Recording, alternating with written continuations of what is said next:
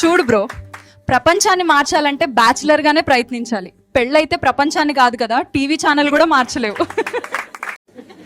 ప్రపంచంలో ఎవరినైనా నమ్మొచ్చు, కానీ బైక్ లో పెట్రోల్ పోయిస్తానన్న ఫ్రెండుని మాత్రం నమ్మకూడదు.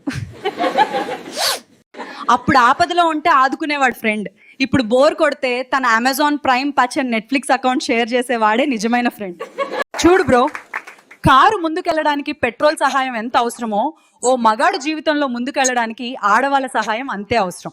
ఒక 30 నిమిషాలు ఎల్ఐసి ఏజెంట్తో మాట్లాడితే అర్థమవుతుంది, మనం బ్రతికి ఉండటం కంటే చనిపోతేనే ఎక్కువ లాభాలు ఉంటాయని. చూడు బ్రో, లవ్ వల్ల బాగా బాగుపడినోడు ఎవడన్నా ఉన్నాడు అంటే ఆ డైరీ మిల్క్ చాక్లెట్ ఓనర్ గాడు ఒక్కడే.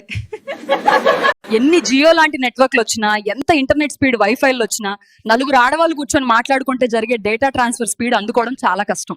చూడు బ్రో, ప్రపంచాన్ని మార్చాలంటే బ్యాచులర్ గానే ప్రయత్నించాలి. పెళ్ళైతే ప్రపంచాన్ని కాదు కదా, టీవీ ఛానల్ కూడా మార్చలేవు.